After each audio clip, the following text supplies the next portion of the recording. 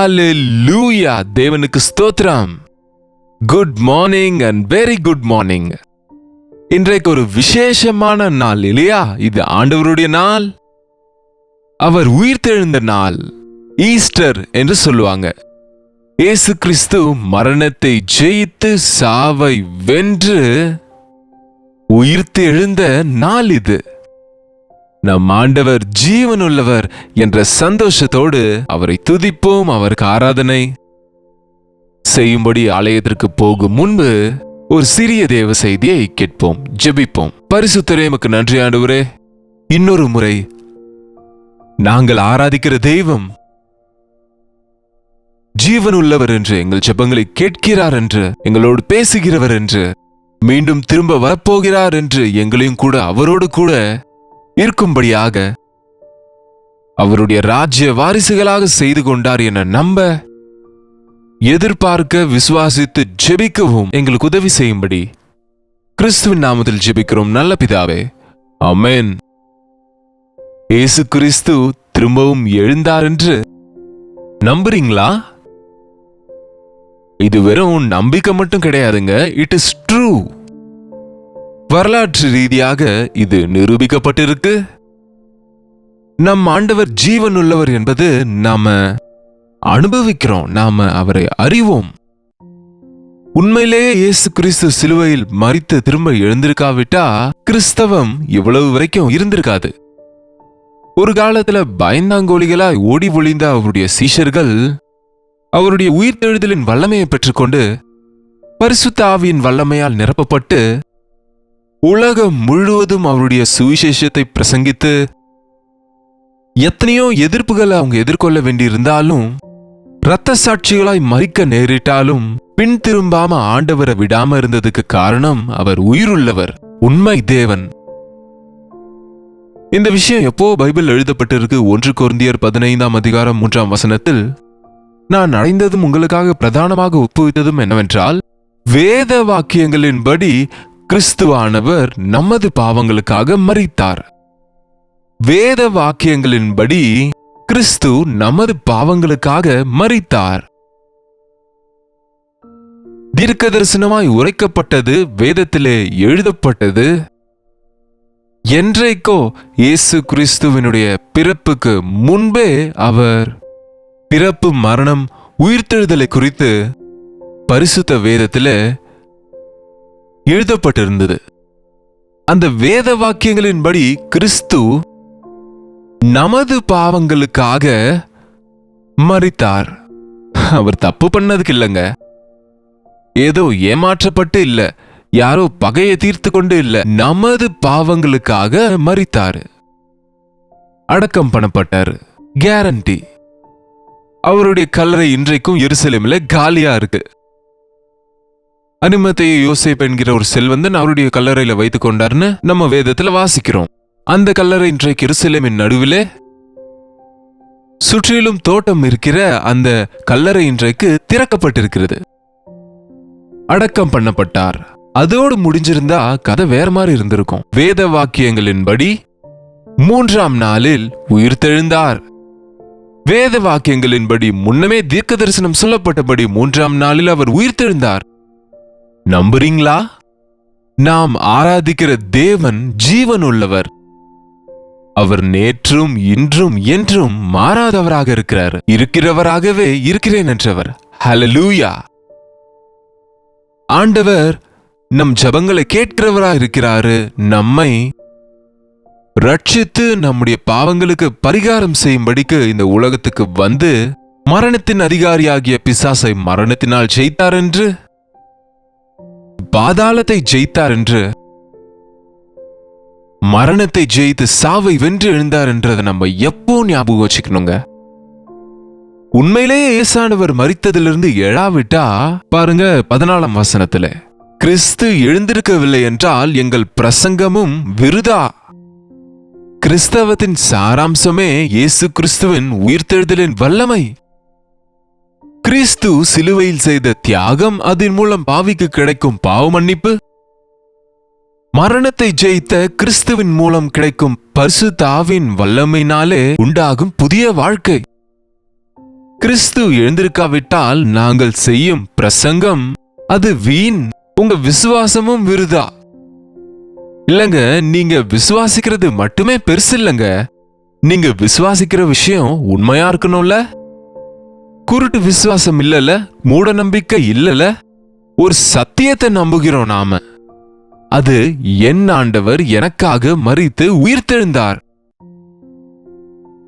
மரித்தோர் உயிர்த்தெழாவிட்டால் தேவன் எழுப்பாத கிறிஸ்துவை அவர் எழுப்பினார் என்று நாங்கள் தேவனை குறித்து சாட்சி சொன்னதினாலே தேவனுக்காக பொய் சாட்சி சொல்லுகிறவர்களாகவும் காணப்படுவோமே. மரித்தோர் உயிர்த்தெழாவிட்டால் கிறிஸ்துவும் எழுந்திருக்கவில்லை. கிறிஸ்து எழுந்திராவிட்டால் உங்கள் விசுவாசம் வீணாயிருக்கும். இன்னொரு பாயிண்ட கவனிங்க, நீங்கள் இன்னும் உங்கள் பாவங்களில் இருப்பீர்கள்.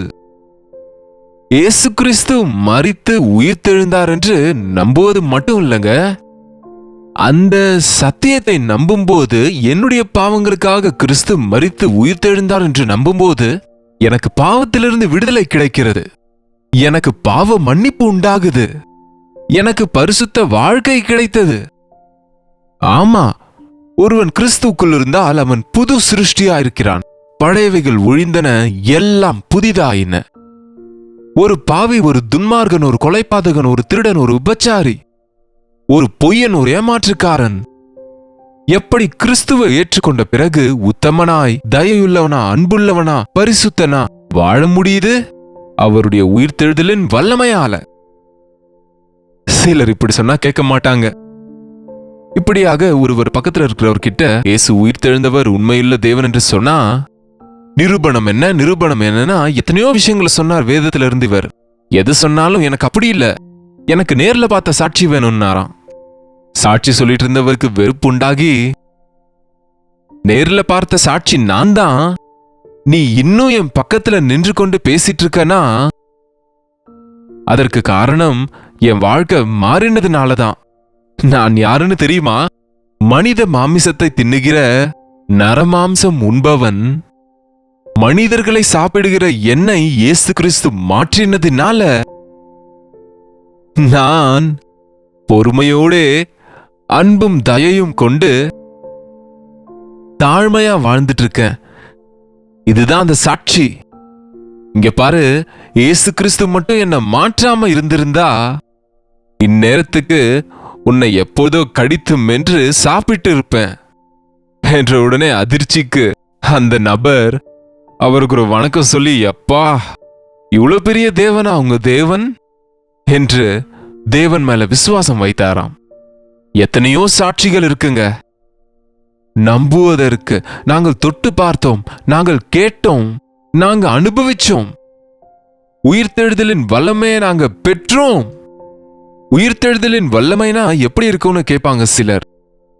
தேவனுடைய ஆவியினால நிரப்பப்படணும், தேவனுடைய வல்லமையோடு இருக்கணும்னு ஒரு பிச்சைக்காரர் பாடிக்கொண்டிருந்தா, தேவனை நம்புங்க ஐயா, தேவன் பெரியவர் ஐயா, அவருடைய வல்லமை பெரியது, அவர் உங்களை சுகப்படுத்துவாரு, ரட்சிப்பாரு என்று ஏதோ சொல்லிட்டு இருந்தா, ஒருத்தர் மூர்க்கமாக, என்னையா நீ சொல்லுவது, எங்க உன்னுடைய தேவன், எங்க இருக்கு அந்த வல்லமை, எங்கயா தேவன், எங்கயா வல்லமை, காட்டு அப்படின்னாராம். அந்த பிச்சைக்காரருக்கு கொஞ்சம் சுறுசுறுன்னு ஆயிட்டு அந்த பிச்சை எடுக்கிற தட்டை எடுத்து அவர் நெற்றியில டமால் நடிச்சாராம். அந்த நபர் ஐயோ வலி என்றாராம். வலியா? வலி எங்க இருக்குன்னு காட்டுப்பா, வலி எப்படி இருக்குன்னு காட்டுப்பா என்று கேட்டா, வலிய எப்படிப்பா நீ காட்ட சொல்லுகிற? அதாங்க, தேவனுடைய வல்லமையை பெற்றுக்கொண்ட நாங்க எங்க அனுபவத்துல அது இருக்குது, அதை எப்படி எடுத்து உங்ககிட்ட காட்ட முடியும்? நம்புறீங்களா இயேசு கிறிஸ்து உயிர்த்தெழுந்தார் என்று? வேத வாக்கியங்களின்படியா அவர் மரித்தாரு, வேத வாக்கியங்களின்படி அவர் உயிர்த்தெழுந்தார். அவருடைய காலி கல்லறை இப்பொழுதும் இருக்கு. அவருடைய சீஷர்கள் சுவிசேஷத்தை பிரசங்கிக்கிறாங்க. இயேசு கிறிஸ்து ஒரு பாடலும் ஒரு புத்தகமும் எழுதல, ஒரு சர்ச்சும் கட்டல, அந்த கலிலேயா பகுதியை தாண்டி ஓவர்சீஸ் எங்கேயும் போகல. ஆனா இன்றைக்கு உலகத்தின் 4 மூலை வரைக்கும் இயேசுவே ரட்சகர் என்கிற ஜனங்க இருக்கிறாங்கன்னா கோடிக்கணக்கான. அவரை குறித்து எழுதப்பட்ட புத்தகங்கள், நூல்கள், பாடல்கள், ஆலயங்கள், ஜனக்கூட்டங்கள் இருக்கிறாங்கன்னா அது உண்மை. கிறிஸ்து நமக்காக மரித்து நம்முடைய சாபத்தை அடித்து போட்டு நமக்கு தம்முடைய பரிசுத்த ஆவியின் வல்லமையை கொடுக்க இந்த பாவ உலகத்தில் பரிசுத்தமாக வாழும்படியாக இந்த உலகத்துக்கு வந்திருந்தார். இந்த உலகத்தில் நம்மை சுகப்படுத்தி ஆசீர்வதிக்கும்படி மட்டும் இயேசு கிறிஸ்து உலகத்துக்கு வரலங்க. இந்த உலகத்தையே பற்றி கொண்டு இருக்கிறவங்க தேவனா எப்படி இருப்பாங்க? இந்த உலக காரியங்களை மட்டுமே கொடுக்கக்கூடியவங்க எப்படி தேவனா இருப்பாங்க? மனுஷன் கூட கொடுப்பான்ல. ஆனா ஆண்டவர் நமக்கு பாவ மன்னிப்பு கொடுத்தாரு. அதனாலதான் இயேசு கிறிஸ்துவ நம்பின நாம இன்னொரு வார்த்தை கூட கீழே இருக்கு பாருங்க. கொரிந்தியருக்கு எழுதின 1 நிருபம் 15 அதிகாரம் 19 வசனம். இம்மைக்காக மாத்திரம் நாம் கிறிஸ்துவின் மேல் நம்பிக்கையுள்ளவர்களாய் இருந்தால் எல்லா மனுஷரை பார்க்கிலும் பரிதபிக்கப்படத்தக்கவர்களாயிருப்போம். இந்த உலகத்துல நம்ம இருக்கிற வரைக்கும் தான் நமக்கு ஆண்டவர் வேண்டும். சுகம் கொடுக்க, பணம் கொடுக்க, ப்ரமோஷன் கிடைக்க, விசா கிடைக்க, திருமணம் நடக்க, பிள்ளைகளை பெற்றுக்கொள்ள. இதுக்கு தாங்க இன்றைக்கு மனுஷன் பக்தியை பின்பற்றுகிறான். எல்லா விதத்துல மனுஷன் பக்தி பக்தி பக்தின்னு சொல்றது எதுக்குன்னா பாருங்க, இந்த பக்தியை தன்னுடைய லாபத்துக்காக பயன்படுத்துவதற்கு. பக்தி என்று பெயர் வைத்துக் கொண்டு உலக பிரகாரமான சொத்து பத்துக்கள், உலக சுகத்தை பெற்றுக்கொள்வதற்காக நினைக்கிறான். அவைகளுக்காகவே ஏங்குகிறவர்களாக நாமும் இருந்தா, இயேசுவை நம்பினவர்களும் இருந்தா, மனுஷர் எல்லாரை பார்க்கிலும் நம்ம பரிதவிக்கப்பட்டவங்களா இருப்போம். நாம கிறிஸ்துவுடனே கூட எழுந்திருந்தால் மேலானவைகளை தவிர பூமியின் மேலானவைகள் மேல மனசு வைக்காம, காண்கிறவை யாவும் அழிந்து போகும், காணப்படாதது நித்தியம் இருக்கும். நம்ம கண்கள்ல பார்க்கிற எதுவும் ஒரு நாள் இருக்காது. கண்களுக்கு காணப்படுகிற நம்ம தாத்தாக்கள், பாட்டிகள், நமக்கு சொந்தமானவங்க எத்தனையோ பேரை நம்ம திரும்ப பார்க்க முடியாது. அதுபோல ஒரு யுத்தம் இன்றைக்கு நடக்குதுன்னா ஒரு பட்டணமே காணாம போகுதுங்க. ஒரு புயல் ஒரு இடத்தை தாக்குனா அதனுடைய விளைவுகளை பார்க்கிறோம். இதெல்லாம் ஐம்பூதங்களும் வெந்து உருகி போகும் நாள் ஒன்று வருகிறது. இந்த பூமிக்கு ஒரு முடிவு இருக்கிறது. இது நித்தியமானது அல்ல. ஆனா காணப்படாதவைகள், கண்களால பார்க்க முடியாதது. பரலோகம் இருக்குன்னு யார் பார்த்து வந்தாங்க? இயேசு கிறிஸ்து எங்க இருக்கிறாருன்னு யார் பார்த்துட்டு வந்தாங்க? பரலோகத்துக்கு எடுத்துக்கொள்ளப்பட்டார்னா என்னன்னு எதோ கேக்குறாங்க பாருங்க. இருக்கு. பரலோகத்தை குறித்து வெளிப்படுத்தின விசேஷத்து பைபிள் அநேக பகுதிகளில் விவரமா சொல்லப்பட்டிருக்கு. பசி தாகம் இல்லாத இடம், கண்ணீர் இல்லாத இடம், துக்கம் இல்லாத இடம், வியாதி இல்லாத இடம், கஷ்டம் இல்லாத இடம், முதிர்வயது இல்லாத இடம், மரணம் இல்லாத இடம். அது தேவனோடு என்றென்றைக்கும் இருக்கிற பாக்கியத்தை உண்டாக்கும்படி இயேசு கிறிஸ்து இந்த உலகத்துக்கு வந்து, நான் போய் உங்களுக்கு தங்கும் இடத்தை உண்டாக்கி நான் இருக்கும் இடத்திலே நீங்களும் இருக்கும்படி மீண்டும் வந்து உங்களை கொண்டு போவேன் என்று சொன்னவர். எப்படியாக இயேசு கிறிஸ்து உங்கள் நடுவிலிருந்து எடுத்துக்கொள்ளப்பட்டாரோ அதே விதத்திலேயே திரும்ப வருவார். நீங்கள் போய் எல்லா சிருஷ்டிக்கும் சுவிசேஷத்தை பிரசங்கிங்க.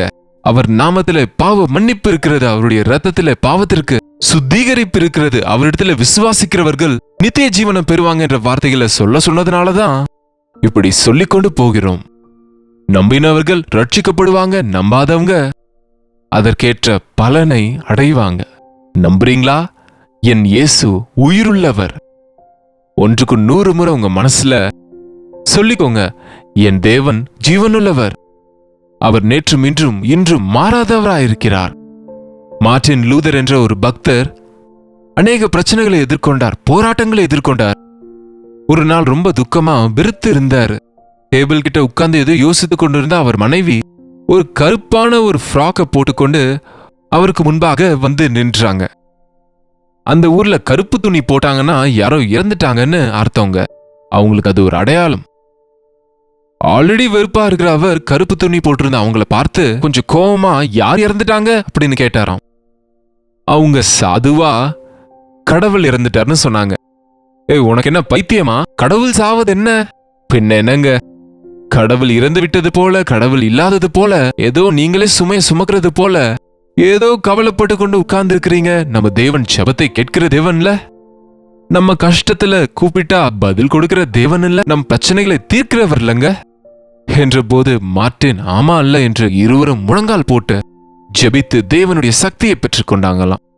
இன்றைக்கு அவ்வப்போது நம்ம தேவ சமூகத்துல நம்ம இங்கே ஜெபித்தா அங்கே கேட்கிற தேவன் இருக்கிறாரு. ஒரு நாள் மேகங்கள் மேல வர போறாரு. அவர் இருக்கும் இடத்தில் நாமும் இருக்கும்படி யுக யுகமாய் தலைமுறை தலைமுறையாய் அவரோடு உறவாடும் பாக்கியத்தை பெற்றுக்கொள்ளும்படிக்கு சாத்தானின் வார்த்தை கேட்டு நித்திய நரகத்துக்கு போகிற நம்மை தன் இரத்தத்தினாலே பாவ பரிகார காரியத்தின் மூலம் சிலுவை யாகத்தின் மூலம் நமக்கு பாவ மன்னிப்பை உண்டாக்கி பரிசுத்தப்படுத்தி அவருடைய ராஜ்ய வாரிசுகளா செய்து கொள்ள சீக்கிரத்துல வரப்போறாருங்க. என் தேவன் உயிர் தெழுந்தவர், என் ஆண்டவர் ஜீவனுள்ளவர், என் ஆண்டவர் எனக்காக திரும்பவும் வரப்போகிறார் என்று நம்ம முழு மனதோட விசுவாசிப்போம், ஜெபிப்போம். பரிசுத்தரே, அன்புள்ள தகப்பனே, உண்மைதாண்டவர் ஏதோ சடங்கு சம்பிரதாயமாக ஞாயிற்றுக்கிழமை ஈஸ்டர் என்று போயிட்டு வருவதில்லை ஆண்டவரே. இன்னொரு முறை நான் ஆராதிக்கும் தேவன் ஜீவனுள்ளவர், என் ஜெபங்களை கேட்கிற தேவன், என் ஜெபங்களுக்கு பதில் கொடுக்கிற தேவன், திரும்ப வரப்போகிறவர், அவருடைய ராஜ்ய வாரிசுகளா எங்களை செய்து கொள்ள தன் ரத்தத்தை கொடுத்து எங்களை வாங்கினவர் என்று நினைவு கூர்ந்து பயத்தோடும் நடுக்கத்தோடும் எங்களுடைய ரட்சிப்பை நாங்கள் தொடர்ந்து கொள்ளும்படிக்கு சீக்கிரத்தில் அதிசீக்கிரத்தில் வருகிற உம்முடைய வருகைக்காக எதிர்பார்த்து இருக்க எங்கள் ஒவ்வொருவருக்கும் உதவி செய்யும்படிக்கு கிறிஸ்துவின் நாமத்தில் ஜெபிக்கிறோம் நல்ல பிதாவே, ஆமென். பிதாவாகிய தேவனுடைய அன்பும் குமாரனாகிய இயேசு கிறிஸ்துவின் கிருபையும் பரிசுத்த ஆவியானவருடைய அந்யோன்யமும் ஐக்கியமும் கூடி வந்திருக்கிற அனைவருக்கும் எப்பொழுதும் சதா காலமும் துணையாயிருப்பதாக, ஆமென். தேவனுக்கு ஸ்தோத்திரம். ஆலயத்துக்கு போங்க. ஈஸ்டர் அன்றைக்கு தேவனை துதித்து உயிர் தெழுந்தாரே எத்தனையோ பாடல்கள் இருக்கு, பாடி தேவனை துதிப்போம். கீதம் கீதம் ஜெய ஜெய கீதம் என்று பாடி ஆண்டவரை துதித்து கொண்டாடுவோம். நம்முடைய இருதயத்தை நிறைவாக வைத்துக் கொள்வோம். உங்களுடைய ஜெப விண்ணப்பங்களையும் பாரங்களையும் பிரைஸ் ரிப்போர்ட்ஸ் 8939801234 என்ற நம்பருக்கு தெரியப்படுத்துங்க. உங்களுக்காக செபிக்க நாங்க அவளோடு இருக்கிறோம். ஒரு டெக்ஸ்ட் அல்லது ஒரு வாய்ஸ் மெசேஜ் அனுப்புங்க. உங்களுக்காக நாங்க செபிக்கிறோம். நீங்களும் தொடர்ந்து ஜெபிங்க. கர்த்தருக்கு சித்தமானால் நாளை மீண்டும் சந்திப்போம். அதுவரை கர்த்தருடைய கிருபை உங்களுக்கு துணையா இருப்பதாக.